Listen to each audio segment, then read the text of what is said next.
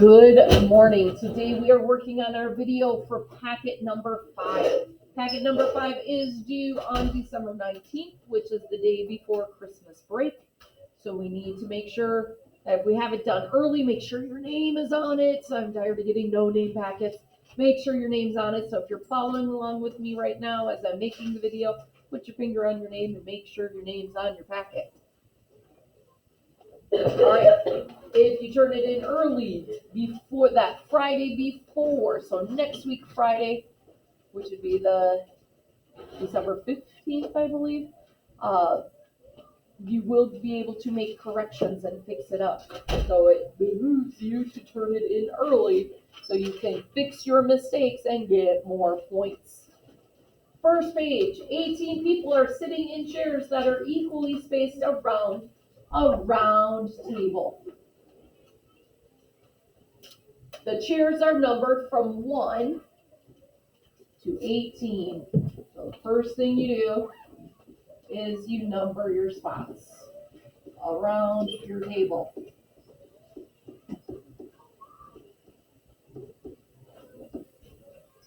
What is the number of the chair of the person directly across from the person sitting in chair number 6? Well, we know if they're equally spaced, there are 18 chairs. How many chairs would be on one half of the table? Zelda? There would be There's 9 chairs that will be on half the table. So what's going to be across from chair number 1? If 9 are on this half, chair number 1 is going to go to, say that louder, 10. Because we have 9 chairs over here and then 9 chairs over here. So 1 is across from 10. Can we match up our chairs one at a time and get to chair number 6? So we could say 2 is across from 11. Keep going with 3, 4, 5, and 6, and you'll be able to figure out what 6 is across from. Okay. Just keeping in mind that 1 is across from 10. Half the chairs are on one side, half the chairs are on the other. So we need 9 chairs over here, and then 1 matches up with 10. So I do need to see the picture for you to get credit, because or you need to write it out, why it makes sense. Next page. The average person uses 34.3 gallons of water for a bath. A water-saving shower head uses 2.4 gallons of water per minute. How much water is saved by taking a 10-minute shower instead of a bath? So we know for a bath, we use 34.3 gallons of water. For a shower, it uses 2.4 gallons every minute. So it's 2.4 gallons a minute. How much water is saved by taking a 10-minute shower instead of a bath? Well, if we want to go from 1 minute to 10 minutes, what do we have to do? Connor? Times it by 10. To go from 1 minute to 10 minutes, we know we have to multiply by 10. So we can figure out how much water is being used, how many gallons, for 10 minutes. Are we done? Is that our answer? Nope. No, because what's our question, Madison? It says how much water do you save? How much water is saved? So if you get your answer for your shower, how much less is that from the bath? So if we want to know how much less, what operation am I going to want to do? Zelda? Connor, you are just so on today. You are just so excited for it. You forget to raise your hand, which I'm going to excuse because I love the excitement. What operation are we going to do, Connor? Subtract. All right, our next page is our 5-card challenge. We are going to use these 5 cards, 8, 7, 2, 6, 5. We're going to use them in different operations, using different operations, and we want it to equal 10. Math 6, we need to get at least 12 points. Every card you use is worth a point. So do different equations that equal to 10. See if you can challenge yourself. See if you can find the 5-card challenge where you're using all 5 cards to equal 10. Challenge yourself. See if you can get the pre-algebras 15 points. See if you can get the geometries 21 points. 6th grade, Mr. Schultz said the 6th grade high score for the 5-card challenge was 150 points. See how close you can get to that. Challenge yourself. It helps you with your number sense, which will help you with math in general. Callie? Do you know who got the 150 points? I do not. I know the geometry, say 8th grade. I know Aiden Thomas had gotten over 1,000, and I know he's from a long time ago. I taught him as a kindergartner. He learned all he needed from me. This year, Andrea in 8th grade got like 1,200, 1,300. So they are the top scorers all together. So somebody in the other class said, well, what's the 6th grade total? Because I don't think I can get over 1,000. But when I said, oh, Mr. Schultz said it was 150, he said, oh, that's a challenge for me. So I have some kids in the other class who are challenging themselves, trying to get up over 100. See if you can challenge yourself. Some of us are up for that challenge. Our next page is our pattern page.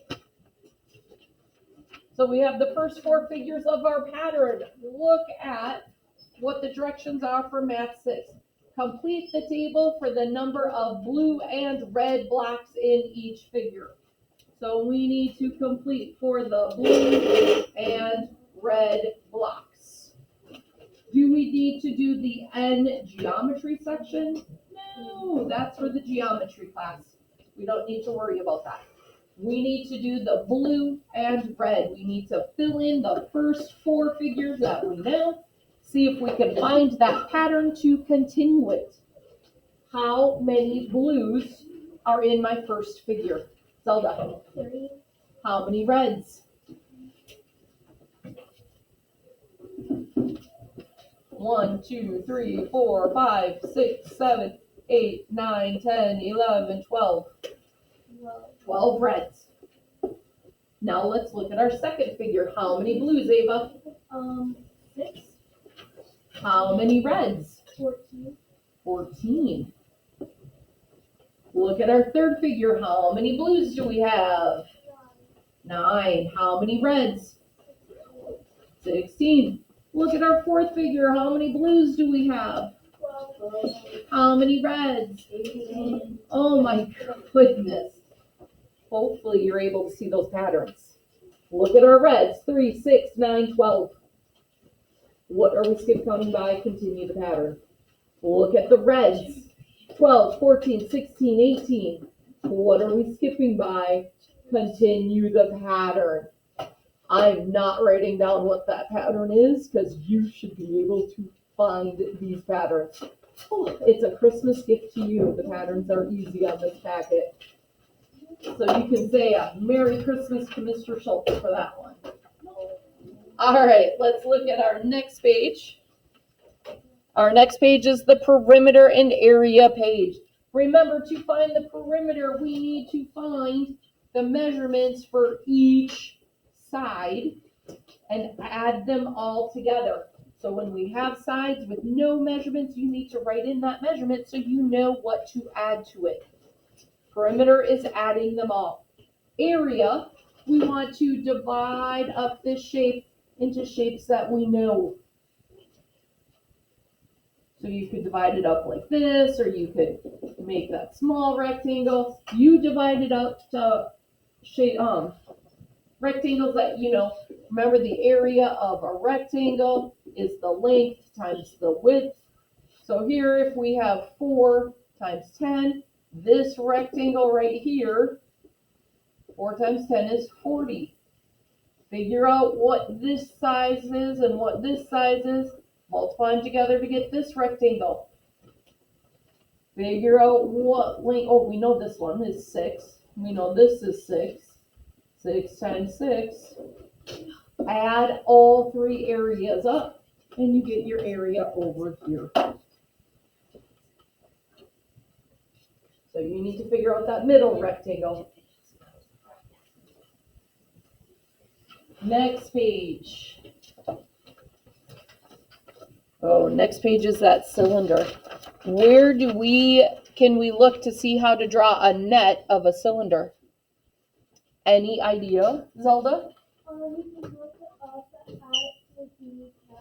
Yeah, on my back cabinets, I have nets up there. One of them has a cylinder on it. So if we look at that net, for the cylinder, we know that there's going to be the rectangle. That's the body of the cylinder. And then we have the top circle and the bottom circle. So when we roll it together, it will make a cylinder. We're not done. We need to label it now. So look at the labels that we know here. We know the radius of our circle is 25, and we know that height is 40. So you need to label your radius of your circles. You need to label that height. So we've got the radius and the height on our figure over here. Put those measurements on your net. So it's not like the net of a rectangular prism or those triangular prisms where we had all those numbers we had to put. This one, you just have to put your radius and you have to put that height. Now to find the surface area, it's different because we've got circles in here. We've been working with triangles and rectangles and it's been easier. We have a different way of finding the surface area when we're working with the round circles. So we have a formula that you need to write down. It is 2 times pi times the radius times the height plus 2 times pi times the radius squared. So what that is this first section is what this rectangle piece is going to be. Because it's not just a rectangle, it's rounded. Because it's rounded, it looks like a rectangle because we laid it flat. But when we put it together as a cylinder, it's got that round. So this piece is the area of what looks like a rectangle. This is the area of a circle times 2. Pi r squared is the area of our circle. We're timesing it by 2 because there are 2 circles. So pi r squared, we'll walk you through it. Pi r squared is the area of a circle. We multiply by 2 because it is 2 circles. So who knows what pi is? What number do we put for pi? We've heard this before, but it's been a while. Do you know, Madeline? Pi equals 3.14.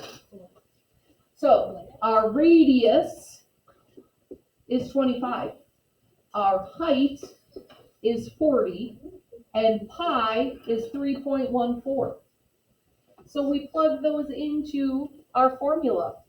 So we have 2 times 3.14 times 25 times 40. Multiply those together and you get your first section, that rectangle's area.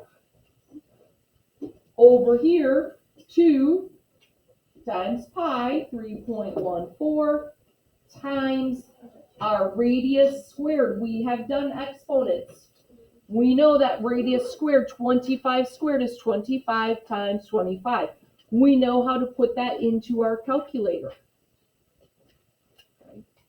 On your calculator, you will see a picture that looks like this. you have a choice using a calculator. You can either put in 3.14 or you can push the pi button. It means the same thing. Okay, so you have a choice of which one you're going to use. The pi button on the calculator, or you can type in 3.14. If after you work this out, you want to check your answer with me and see if you got it right, if you still have questions on how to do it, I will help you one-on-one with that, but I want to finish our video. So if you continue to have questions, you'll come see me later. Let's look at our next page. Our next page, we need the formula for the volume of a cylinder. Okay, pi times r squared, that's our circle, times the height. So remember, pi, you can either put in as that, punch the little button that has the pi symbol on it on your calculator, or you could put 3.14 times our radius of 25 squared times the height. Because remember, this is our radius, this is our height, and pi equals 3.14. Multiply all that together, and you will get the volume. Then it says you cut the cylinder, so I'm just gonna lay my cylinder out flat. You cut your cylinder into force. What operation are we doing when we cut something into force? We're dividing it by how many? 4. 4. I'm dividing it into 4 sections. Then I'm going to cut one of those 4s into half. So I'm dividing again, but this time by how many? What number do I divide by?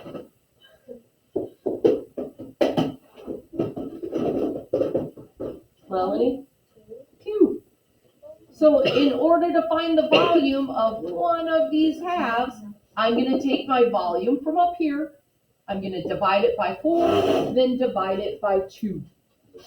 That is the answer that I put down here.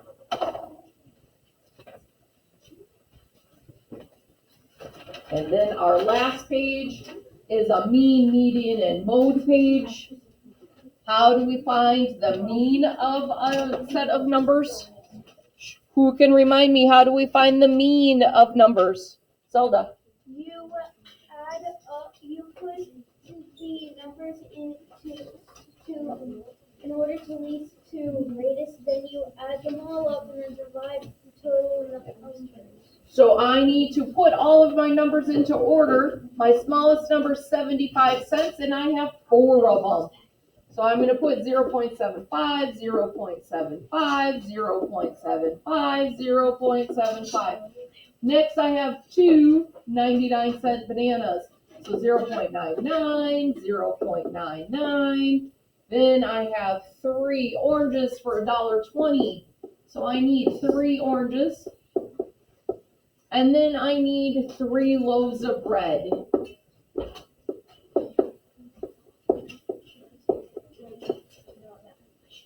So I add all of those up, and he even tells us there are 12 of them. So in your line, you should have 12. Add them all up, divide by 12. That gets you your median, your mean. Your median is the middle, and your mode is which number you see the most of. So that will get us through our packet. Again, if you have questions as you're trying to work these out, come see me later and we can work through questions. Thank you to my friends who are sitting and waiting. I am recording. So I went through this quickly. You can go back and focus on each page at a time watching the video, or you can come and ask me later for questions. We have a couple of weeks to work on this. If you are listening to this at home, I hope you are well, and I hope to see you soon. Have a wonderful day.